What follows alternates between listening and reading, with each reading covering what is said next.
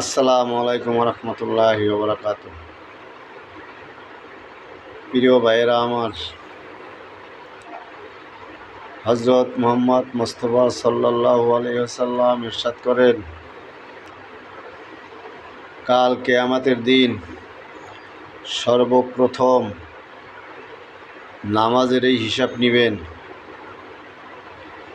যার নামাজের হিসাব সঠিকভাবে দেওয়া হবে, আল্লাহ তাআলা তার অন্যান্য হিসাব সহজ করে দিবেন। যার নামাজ সঠিকভাবে হিসাব দিতে পারবেন না, তার অন্যান্য হিসাব অনেক কঠিন হয়ে যাবে। আল্লাহ তাআলা আমাদের সকলকে 5 ওয়াক্ত নামাজ আদায় করে কাল কিয়ামতের দিন আল্লাহ তাআলার কাছে নামাজের হিসাব দেওয়ার তৌফিক দান করুন। আমিন।